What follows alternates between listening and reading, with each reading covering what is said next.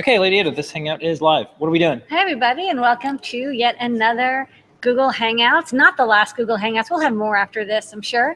But it's me, Lady Ada, with Mr. Lady Ada here at the Adafruit Factory. This is where we do all of the design, manufacturing, engineering, shipping, testing, procurement. All this stuff happens here. And it's also where we host the show and tell, where you, the maker, the viewer, the lover, the dreamer of dreams, will show us your project. What are you working on this week? And it's a fun half an hour. We're going to be here till 7:55. So take a few minutes and show and tell. Okay, Don Pedro, what you got going on? Hey, what's up, everybody? Yeah, so I just wanted to show you some projects we're prototyping over in the overhead here. So you guys remember Morgan's store? She came on, I think, earlier this month. She made a yo-yo using Circuit Playground. So she uploaded her files, and we chatted back and forth. And this is like a sort of a redesign, sort of a derivative, right? So this is just using one Circuit Playground, and all of the parts are 3D printed. There's no hardware, there's no screws and things. So I kind of took my stab at making it. It's a little bit more parametric, and it's using like coils so that things are nice and twisty. So I actually have a little video clip of me playing with it. So I was able to get it to sleep, which was kind of hard. And this project is all about like getting it balanced, because when you want to have like a yo-yo that actually spins, it's got to be perfectly balanced. So I had to make sure that everything weighed the exact same on both sides. So this is just using one Circuit Playground board and I think it's 500, or maybe no, it's a 350 milliamp battery, and a slide switch so you can turn it off easily. And we had some fun with our CNC mill, so we cut up a couple of different covers. Here's like a two-tone acrylic piece, and here's like a sort of a clear piece. It's just kind of like edge lit. I don't have the LED on it, but they're interchangeable. Do you want to take that off? Like, you want to twist it off? So it's got this twisty top design, right? So you can twist it off. You can put another one if you want. It's like the coolest yo-yo. It's a very fun yo-yo, and I like the weight of it. It actually feels a lot more, because I got like this cheap Duncan one, you know. This one's cool. So yeah, that's one project that we're working on, and the other one is this glowing icosahedron. This is the glowing icosahedron. No big deal. Nice. I'm trying to figure out how to make it a Halloween project. That's exactly what it is. Yeah, so we printed it like, you know, a couple different materials. You got like stainless steel that I polished and sanded. We tried dual extruding it so it's in one piece using a dual extruder. And it's hollow, so you can put some LEDs in it. And the coin cell in there. Did you take the coin cell out? Yeah. No, it's right here. Okay, so yeah, I need to make like a base for it. It's a prototype, but it's pretty cool. I like the shape. It is beautiful. It looks like stained glass a little bit. Doesn't it? Yeah, it looks pretty dope. I like it. So we'll do something with it. Maybe we can hook it up to Adafruit.io. Maybe like you get a notification when you get a nice GitHub pull or something. That'd be kind of cool. So that's what we got going on. All right, rad. And that'll be on tomorrow. Tomorrow's show. Yep. We got more stuff. All right. We'll go to guys. Yeah, thank you. We'll go to John Park as soon as he gets in. He was bouncing in and out. But we'll go to Barry. Hey, Barry. How's it going? Hey, Barry. Welcome. Thank you. How are y'all doing? Good. Oh, good. You sound great. So I've been working on some jigs, mostly for soldering. Excuse me, out of HDPE on my other mill. So this one, first one that I made here, I don't know if you can see it very well, but it's got some little slots in there, and that is for header. So you put your header on there, and each slot is for a specific number of pins. So you would just get right on the edge there, and you know right where your pins are, and you can just break it off, and you have your perfect number of pins. Nice. I found myself doing a lot of manual soldering for some projects to save money and to save time on counting pins. That seemed to work out. But some other ones that I did, now to get pins soldered straight every time, I made these little jigs so I could just draw my components in. So like this little slot is for the PoE module. So you just drop the little PoE module in there, and he's right in the exact spot that he needs to be. And if you notice these other slots here, on this side here, you can, once you break your headers off, you stick those guys in there, and they sit flush with the top of the HDPE. And then once you have your board ready, you just slap the board on top, and everything sits up nice so you can solder them in. And once it's all soldered, you just pull it off. And this is an actual production board. But you have straight pins all the way through every time. Cool. And I also did one for the giant NeoPixel rings. Now, the other mill isn't big enough to cut one jig for the entire pixel ring, so I made kind of like little puzzle piece quarters. So you just stick them all together, and it's kind of hard to hold all four, but I'll just do the two. So you have a little groove on the side there. So stick your NeoPixel quarter on there. It gives you a nice little jig to solder them up instead of trying to tape them to the table and get them perfectly aligned every time. That's so great. when you have to do a bunch of them like I did for a project, it really comes in handy. These are great. These are great. Awesome. The header ones, I had to do all the kitting at one point in Adafruit, and like you got good at it like by looking at it. Right. But that's a really good idea. Got it. All right, Barry. Well, That's there's definitely room on one of those things for that seen on the show and tell sticker. So email support@adafruit.com and we'll send you out. All right, thanks. Okay, let's try to see if John Park is materializing in. I think he's trying a couple different browsers because he has a thing. No, he's not in, which is okay. So we'll try to go back to him as things come up. So let's try to go to Dannon. Dannon, you have a cat, and I'm unmuting your mic. So is the cat your project, or do you got another project? Let's try to, I'll unmute your mic here. I think I could do it from my side. Okay, Dannon. Hi. Hello. Hi. What's your project? What's your project? Okay. We're making a name tag for Mia to be able to wear to school. She's going to be able to... Mia, look at the camera. Hello. She's going to be able to... Yeah. Hi. Hi. Camera.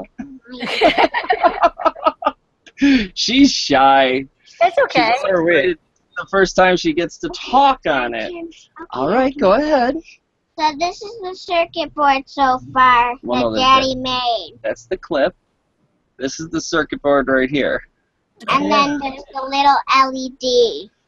We're going to light up little 3mm LEDs. And the sticker that I got sent, we're going to turn into a name tag so it can glow. Awesome. Yeah, we're going to make a panel over top of this so that way she can switch it out. She can color a picture. She can use her Adafruit sticker one on there. Okay. She can do a bunch of different stuff. Awesome. Good work, Mia. What grade are you in school? Second. Second grade? Okay. Excellent. Well, after this, email support@adafruit.com and we'll send you an as seen on the show and tell sticker you can put on there too. Woo! Yeah, you got it. Yeah. Stickers. Hi. Hi. What's the cat's name? Patty. Patty? Okay. Okay, Patty. I had to Thanks, make Mia sure. and Patty. All right. Patty.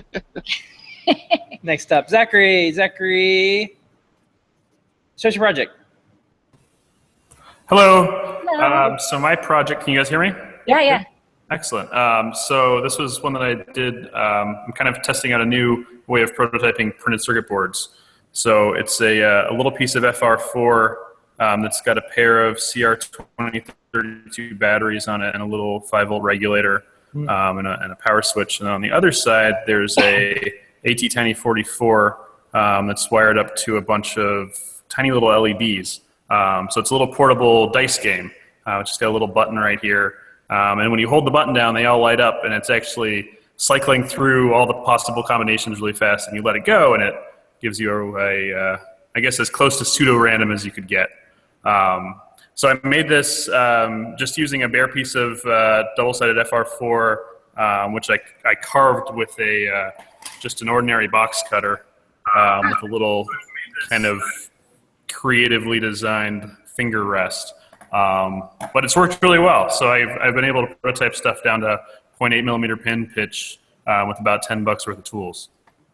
Yeah, I think it's interesting. That grid technique is interesting. Another thing you might want to look at is I remember seeing something similar. If you want to not hand cut the boards, I've seen ham radio people have Manhattan prototyping boards, and they look just like that. They're bare copper, and then they're sliced up. so that they can do point-to-point, Manhattan-style prototyping. And so they actually get the PCB fabricated. You know what I mean? Like it's etched. Bare squares. I don't know if it just reminded me of it. Very interesting. They don't make anywhere as complicated as yours. Theirs are much bigger grids. But it is interesting. That's neat. Oh, that's good to know. I went to the Hackaday conference last year, and they had that design on their badges with little kind of 2mm squares that you could use for just about any different type of work you wanted. Cool. Yeah, I like that. Please be careful when cutting though, because I've scored PCBs and I've really cut myself. So. Yeah, no, that's a good point. Well, and a caveat: if anybody's trying this kind of a method, be careful around the shavings, and if you end up having to sand anything down, use a respirator and be careful of FR4 dust. It's really nasty stuff. Okay, stay safe. All right, well, it looks really cool. You get a sticker. Yeah, email support@adafruit.com. Awesome. Will do. Thank you. Yeah, no problem. All right, John Park, you made it. What you got going on, John Park? Hey, I made it. I had to switch to Safari of all the weird things to get this to work. It was working under. We're on Hopper right now. That's all good. So I wanted to show, some people might have seen my project from last week, which is the Circuit Playground Password Vault. This is it. I'm actually logged in on it right now. I just wanted to show here is, people have asked about it. What it does is it stores a bunch of passwords, and I have a little code to unlock it. I'll show that in a second. But while it's unlocked at the moment, I'll show you. Here's when I hit a button. It's using the Circuit Playground just to type in whatever it is that you've told it to type in. So I've got 10 slots of these sort of randomish passwords that you can use by plugging it in via USB and remember very long, hard, secure passwords for you. So here, I've also got battery on it just so I can play with it when it's not plugged in. So when I turn it on, it beeps, which I'm happy about, and then we flip the little toggle switch on the Circuit Playground, and it says, hey man, you better type in your passcode because otherwise can't use this thing. So I've pulled out some of the capacitive pads onto copper, little pieces of the copper tape so that it's easier to hit these capacitive pads and type in my password, which is just going around the ring and then back up to here. So that's the 6-digit passcode, and now it's available for me to use the right button to switch between the different slots, there's 10 slots, and then when you pick one, you can hit the other button and it types it for you. Since this is a little behind the scenes, I wanted to show, here were some of the prototypes for the case. As I was working on this, I initially I had just built this little 3D printed case to put it in, and it looked an awful lot like my thermostat, the Nest thermostat, and something about adding these little ridges to it made it look much more secure and tough and Fort Knox-like. Yeah, I was a little bit inspired by a safe lock that I have, a combination dial from a safe. So that was the basics of the case. The thing goes together with some screws. I've got screws and captive nuts in the base of it so that you can put the battery pack in there. You could make this much smaller if you didn't want to use the large AAA battery pack, but that's what I thought would be the easiest for people. So that's the basics of the password vault and a little bit of behind the scenes. And then a little preview. Behind the scenes. This is cool. Yeah, huh? Yeah. And then one little tease for something coming up. I'm starting to work with the MIDI features for synthesizers and DJ controllers that are available on the Circuit Playground. So right now I have this set up. Let's see if you guys can hear it. Can you hear that when I'm playing? Yeah. So I've got a couple of notes on a MIDI synthesizer played off of these buttons, and then I'm using the light sensor to just trigger a ton of notes at the moment. Let's see.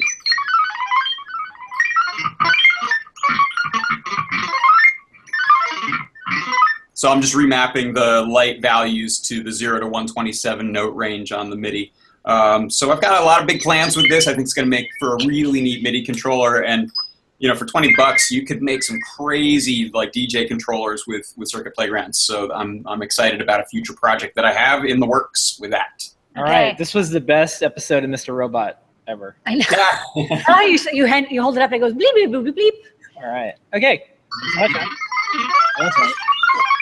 I like that. Okay, we're gonna go to Roberto and then see Scott and maybe Scott if there's time. So Roberto, Hey, Roberto. make it fast. Hey everyone, I just had a couple Yeah. of things. I ended up printing out the dish for the. I'm using it for like the Noxzema bowl. I also am working on a project with the yo-yo, and I've got the enclosure printed out, but still working on the code. And there's another thing. I'm just gonna go real quick. I don't really have so much of a demo other than that I got the. This is like the enclosure for the LED Knuckles project, but I actually fitted the feather huzzah that has the alpha quad, and it's pretty much to the point where I have an access point available to log into, and then the server mode as well, and then just plain old scrolling static text. And lastly, I wanted to show, I guess, I don't know if this counts as retro tech, but a coworker came to work and said that he had a bunch of boards laying around, and one of them is this Arduino Due Millenova.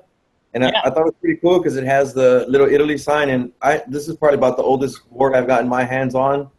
And in the same like stack of stuff he gave was like a Adafruit motor shield from, I guess, further back in the day. Yeah, I probably That's ancient. I probably shipped that. That's real old. I told him, I was like, hey man, you got some pretty cool stuff in here, and there was other little doodads and gadgets that he was very generous in sharing. I'll just give a shout out to Gil V. And thanks for having me again, guys. Next time I hope to have like maybe a software update. Yeah, it's all good. I have a very rare red Arduino. Delice, I can never do it. Delice me. De Chimila? Yeah, so I have a red one. They only made a few. I have the part of the Arduino museum here. Here's like one of the first Arduinos. Okay, it's like the first one. So yeah. MG. Yeah, it doesn't even have anything on the back. Yeah, our mini Arduino museum. All right. Well, thank you so much, Roberta. This is before the invention of rear silkscreen. Only one side silkscreen had been invented yet. Yeah, it has like this weird print on this side, and then on the other side it's like a different print. So I don't know what's going on. I guess that's what's going on. Yeah, it was a little crazy there. Okay. All right. Thanks, Roberto. It was good to see you. Yep. Hey, can I share one more thing? On the board, it actually says designed by Tinker.it. Does that mean anything? It did. It did until it all melted down and they got in a big fight with everyone. Tinker it, yeah. Okay, sorry, I didn't mean to. I hope I didn't fan the flames there, but I didn't know what that meant. No, it's like the parents, they split and you just have the kid there. So treat the kid good. And, like everyone has a different last name. It's what it is. Okay. All right. See, Scott, play us out. Hey guys. Well, just a quick update. This is my KnobCon demo rig. Every device in there is handmade by me. MIDI interface. This is Chrominius Euro. This is the version 1.3 where I've made a few improvements. And then this is Module B, and I have 2 versions of my bandpass filter. This is my CS80 filter that people have been clamoring for. I'll show you how it works real briefly. And of course, you've seen the CroBX. It's powered, but it's not connected. But anyway, a basic Chrominius sound is. But you can give it a little bit more of a vocal color by bringing in my CS80 filter, and then you get the better mid-range tones. See, this is in, that's out. It might be a little hard to hear over the cheap webcam microphone, but I'll have demos of it up. But otherwise, I can switch out the main filter or the main oscillators completely. Now everything's coming through the lower filter, and then you have.